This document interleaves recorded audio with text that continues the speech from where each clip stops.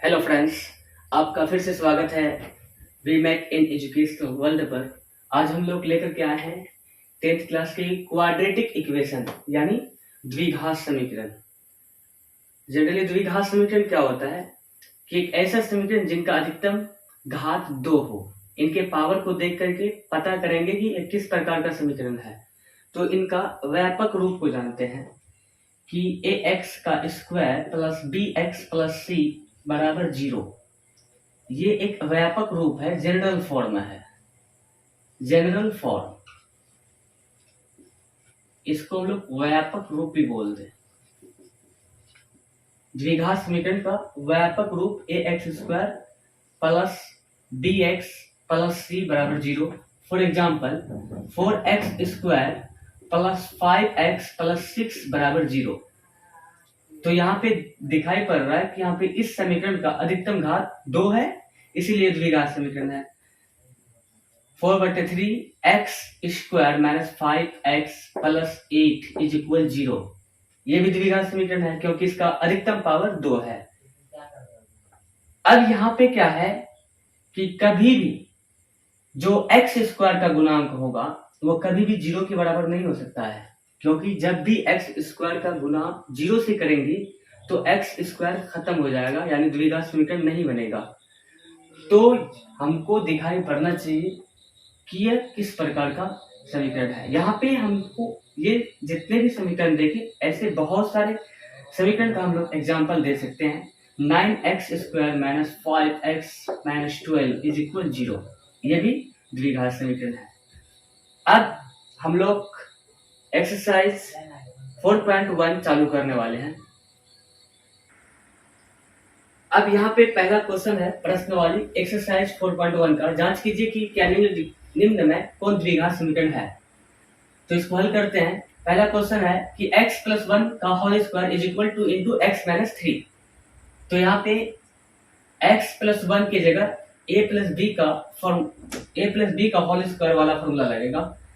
इसका फॉर्मूला होता है a square plus 2ab plus b square, और यही फॉर्मूला लगाना है। तो यहाँ पे x का स्क्वायर प्लस 1 का square plus 2ab, 2 into x into 1 is equal, अब यहाँ पे 2 को पहले x के साथ गुना करेंगे फिर 3 के साथ गुना करेंगे, तो 2x माइनस 2 तिया 6। अब फिर इसको x square plus 1 plus 2x is equal 2x minus 6। अब यहाँ पे जितने भी पद है इस पद का पक्षांतरण करेंगे। पक्षांतरण करने पर पद का चिन्ह बदल जाता है। X square plus 1 plus 2x minus plus 2x है बराबर के इस साइड आएगा तो माइनस 2x हो जाएगा, माइनस 6 है तो इधर आएगा तो प्लस 6 हो जाएगा बराबर 0। अब एक्स स्क्वायर प्लस 6 7, यहाँ पे 2x प्लस के रूप में और माइनस के रूप में, इसलिए यहाँ पे काट देंगे, बच गया 0।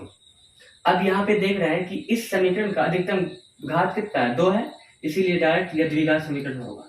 यह द्विघात समीकरण है।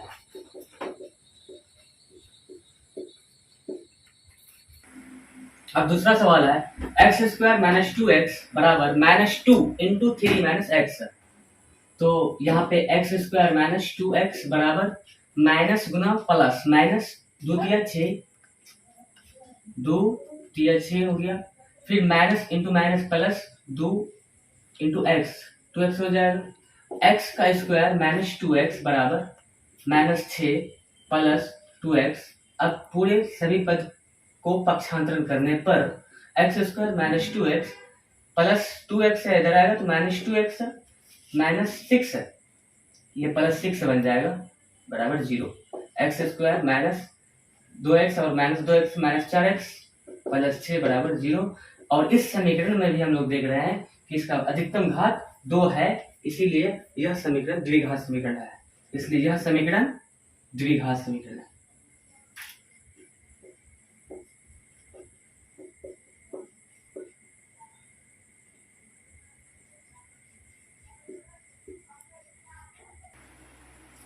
अब तीसरा नंबर का सवाल है कि x minus two into x plus one is equal x minus one into x plus three. इसको फटाफट हल करते हैं। x को x के साथ गुना करेंगे x का स्क्वायर, फिर इसी x को प्लस वन के साथ plus one x, minus two into plus x तो minus two x, minus two into plus one minus two बराबर उसी तरह से x इंटू एक्स एक्स का square, x into plus three three x, minus one x minus three. अब यहाँ पे सारा पद को x square minus two x में एक्स चले जाएगा तो minus two is equal x square plus two x minus three. सारे पद का पक्षांतरण करेंगे, सारे पद को ए साइड लाना है तो हो जाएगा x square minus x minus to, इधर आएगा तो प्लस एक्स स्क्वायर तो माइनस एक्स स्क्वायर हो जाएगा, प्लस टू एक्स इधर आएगा तो माइनस टू एक्स हो जाएगा और माइनस थ्री आएगा तो प्लस थ्री हो जाएगा बराबर जीरो। अब यहाँ पे एक्स स्क्वायर प्लस के रूप में माइनस के रूप में कट जाएगा, minus two x minus three x plus three में माइनस टू चले जाएगा तो प्लस वन बराबर जीरो। अब इस समीकरण में हम लोग एक चीज नहीं देख रहे हैं जो कि स्क्वायर फॉर्म के रूप में, यानी यहाँ पे जो घात है इसका घात दो दिखाई नहीं पड़ रहा है, इसीलिए यह समीकरण द्विघात समीकरण नहीं होगा। लिख भी सकते हैं, डायरेक्ट लिख देते हैं क्या द्विघात समीकरण नहीं है, यह द्विघात समीकरण नहीं है। कारण क्या है कि इसका घात अधिकतम दो नहीं है।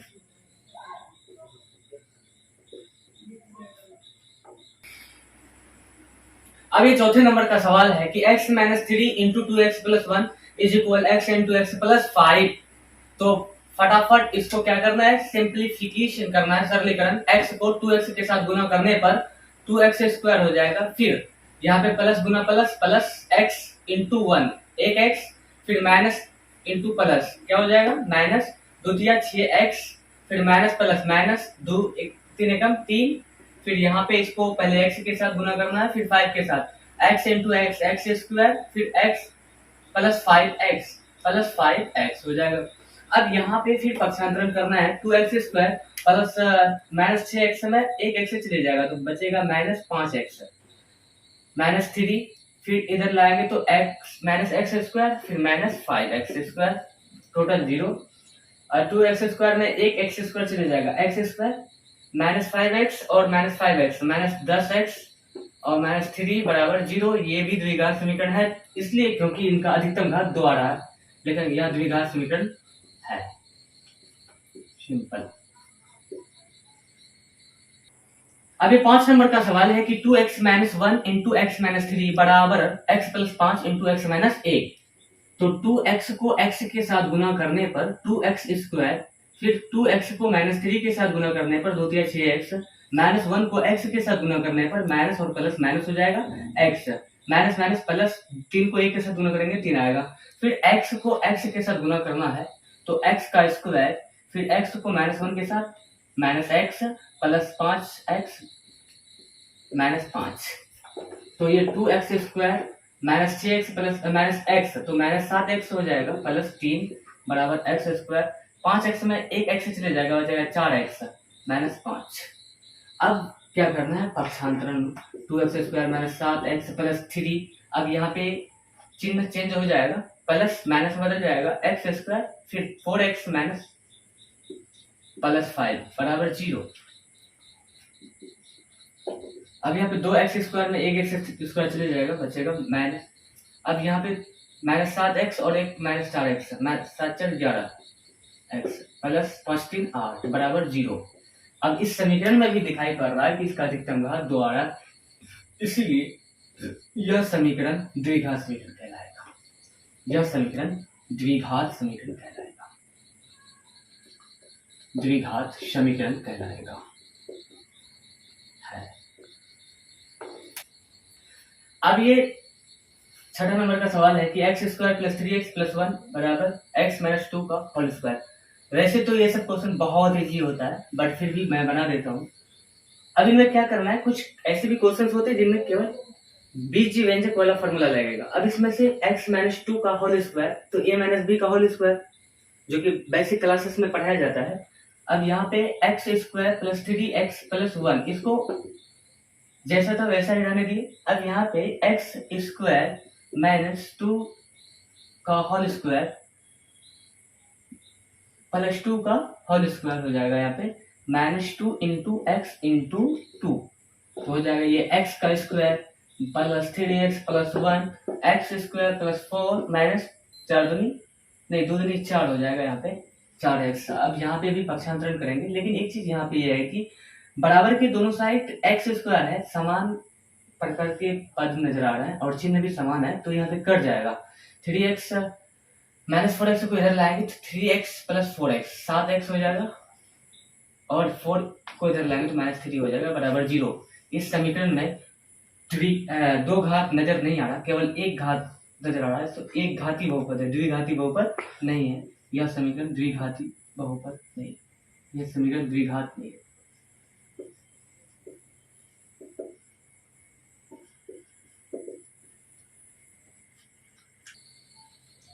अब यहाँ पे ये जो समीकरण दिखाई पड़ रहा है, इसके लिए भी हमको एक फॉर्मूला नजर आता है, जैसे a प्लस बी का होल क्यूब बराबर a cube plus 3a square b plus 3a b square plus b cube.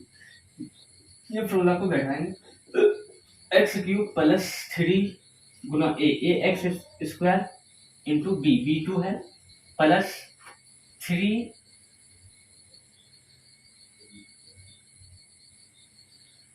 a into b square बराबर 2x इंटू एक्स का 2 को एक्स स्क्वायर के साथ गुना करना है, तो एक्स स्क्वायर माइनस 2x से गुना करना, तो एक्स क्यूब प्लस 3 और अभी जो सवाल है x प्लस 2 का होल क्यूब बराबर 2x into x square minus 1। यहाँ पे एक फॉर्मूला लगाना है a प्लस बी का होल क्यूब बराबर a cube plus 3a square b plus 3ab square plus b cube. तो फटाफट x क्यूब प्लस 3 गुना a एक्स स्क्वायर b 2 है प्लस 3 इंटू एक्स इंटू 2 का स्क्वायर प्लस b क्यूब मतलब 2 का cube बराबर 2x into x square minus 1। तो x cube plus 2 3 6 x square plus 2 का स्क्वायर 4 4 3 12 x प्लस 2 पे पावर क्यूब 8 हो जाएगा। अब यहाँ पे 2x को एक्स स्क्वायर के साथ गुना करने पर 2x क्यूब हो जाएगा माइनस 2x। अब इसको यहाँ पे 2x क्यूब है उसको इधर लाएंगे तो हो जाएगा x cube plus 6x square plus 12x plus 8 minus 2x cube plus 2x बराबर 0।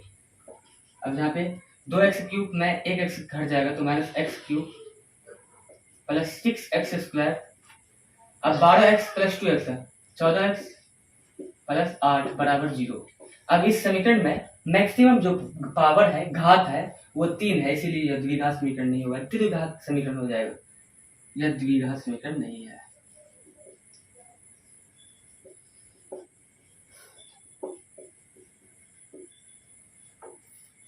नेक्स्ट क्वेश्चन है x cube minus 4x square minus x plus 1 is equal x minus 2 का होल क्यूब। तो हो जाएगा ये x cube minus 4x square minus x plus 1 बराबर x minus 3 का whole x minus 2 का होल क्यूब मतलब हो गया a माइनस b का whole cube a cube minus 3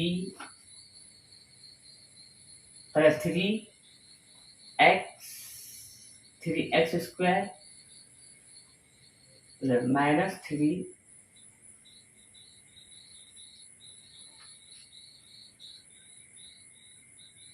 x square into 2 plus 3 x into 2 का स्क्वायर प्लस 2 क्यूब।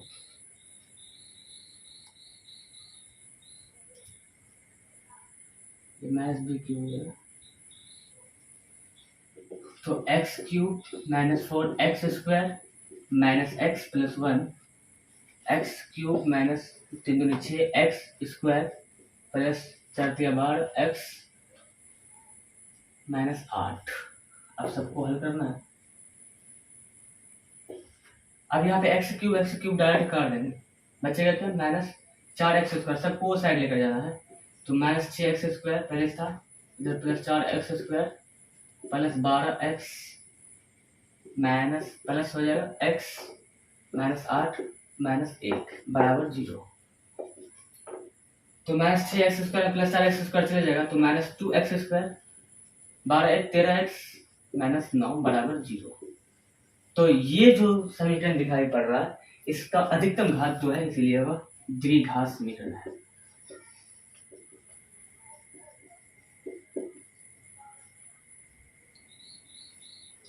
अब हम लोग यहाँ पे दूसरे नंबर का जो सवाल है इसमें कह रहा है कि निम्न स्थितियों को द्विघात समीकरण के रूप में व्यक्त करना है। इसमें शब्द पर आधारित क्वेश्चन दिया गया, उसको पढ़ना है और द्विघात समीकरण का जो व्यापक रूप है उसके अकॉर्डिंग आ गया तो फिर करके ऐसे ही छोड़ देना है। पहला क्वेश्चन कह रहा है कि एक आयताकार भूखंड का क्षेत्रफल 528 मीटर स्क्वायर है।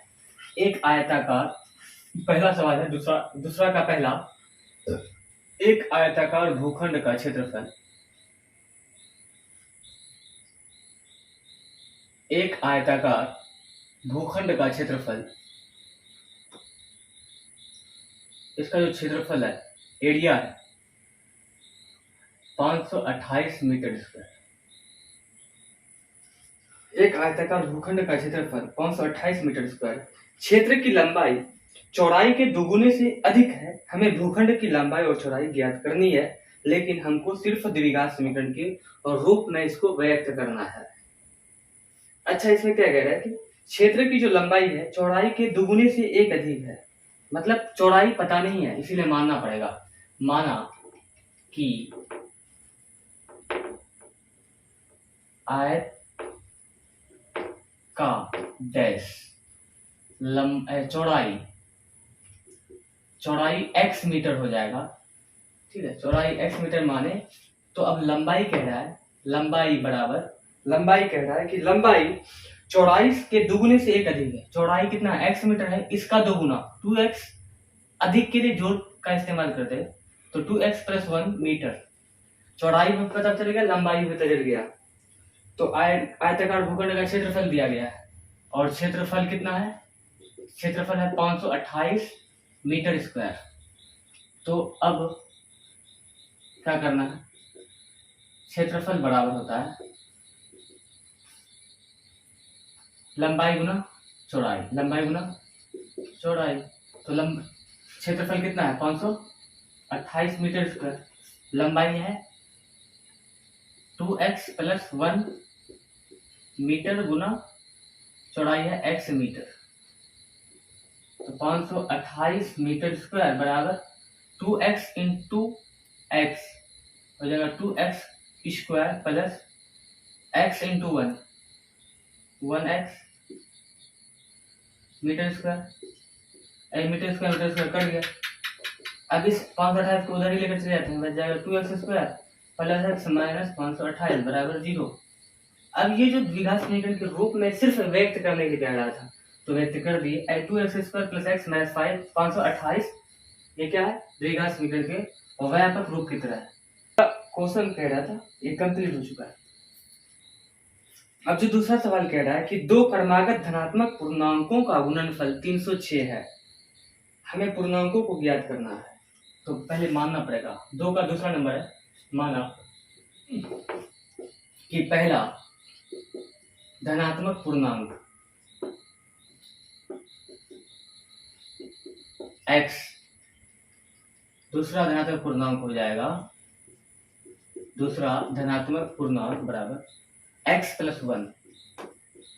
तो दो धनात्मक पूर्णांक पता नहीं था, पता चल गया। अब इन दोनों धनात्मक पूर्णांकों का जो गुणनफल होगा अब प्रश्न से लिखना है अकॉर्डिंग टू क्वेश्चन। अब यहाँ पे इनके ये दोनों धनात्मक पूर्णांक का गुणनफल x × x + 1 = 306। अब यहाँ पे x को x के साथ गुना करने पर x स्क्वायर x × x बराबर 306, x square plus x minus 306 बराबर 0। अब यहाँ पे ये भी क्या है, द्विघात समीकरण के जो ये द्विघात समीकरण के रूप में हम लोग व्यक्त कर दिए और यही आंसर भी कह रहा था। रोहन 2 का तीसरा नंबर का जो सवाल है, क्वेश्चन है, रोहन की माँ उससे 26 वर्ष बड़ी है। उनकी आयु का गुणनफल अब से 3 वर्ष पश्चात 360 हो जाएगी। हमें रोहन की वर्तमान आयु ज्ञात करनी है। तो रोहन की माँ उससे 26 वर्ष बड़ी है, बट रोहन का उम्र पता नहीं है, तो मानना पड़ेगा, माना कि रोहन का वर्तमान उम्र x वर्ष, तो उसकी मम्मी का जो उम्र होगा, माँ का उम्र 26 वर्ष बड़ी के लिए जोड़ते हैं, x प्लस 26 हो जाएगा। 26 वर्ष, x प्लस 26 वर्ष हो जाएगा। 3 वर्ष उनकी आयु 3 वर्ष पश्चात, बाद में 3 वर्ष बाद डैश रोहन का उम्र x प्लस 3 हो जाएगा। माँ का उम्र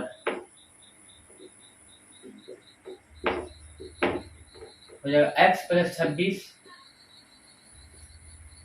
प्लस 3 हो जाएगा x प्लस 29 वर्ष। अब क्वेश्चन कह रहा था कि इनके जो गुणनफल है 360 हो जाती है, तो प्रश्न से x plus 3 into x plus 29 is equal 360। अब यहाँ पे x को x के साथ गुणा करने पर x square 29x plus 3x plus 87 बराबर 0 बराबर 360।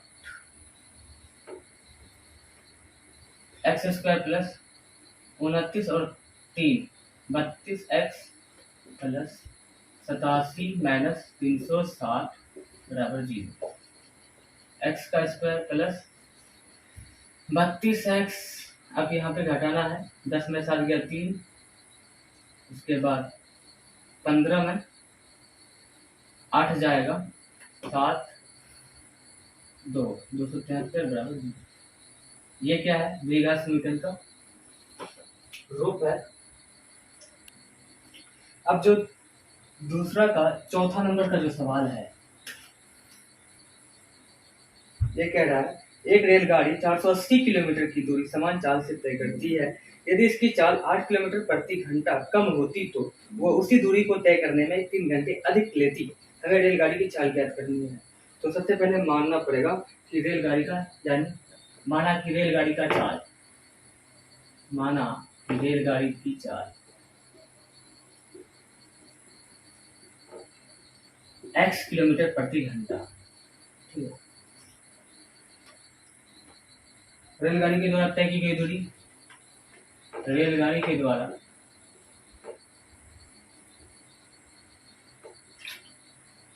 तय की गई दूरी 480 किलोमीटर।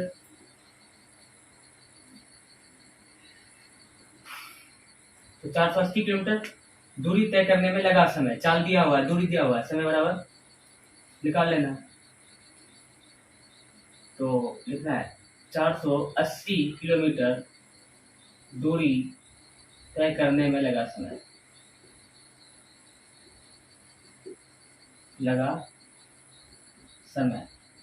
बराबर हो जाएगा 480 बट्टे x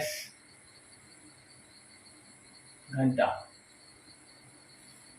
अब फिर कह रहा है क्वेश्चन आगे कि यदि इसकी चाल 8 किलोमीटर कम होती,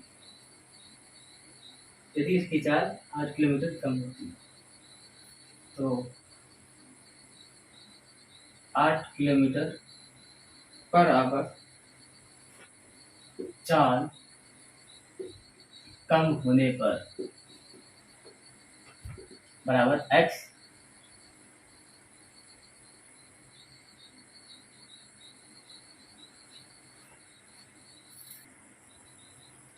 हो जाएगा 480 बट्टे x माइनस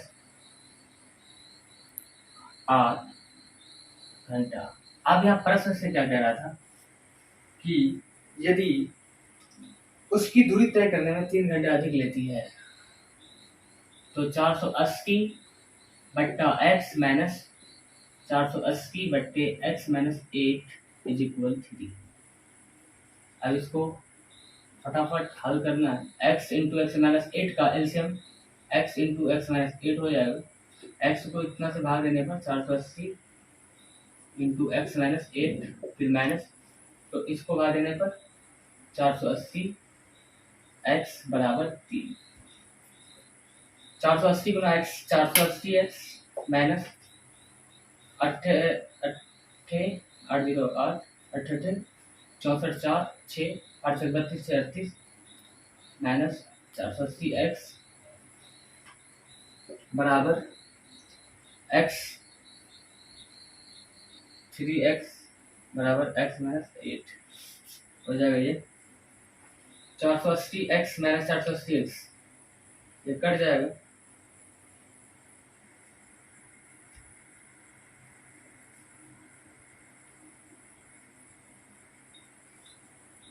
बचेगा माइनस 3840 बराबर 3x स्क्वायर माइनस 8 या 24।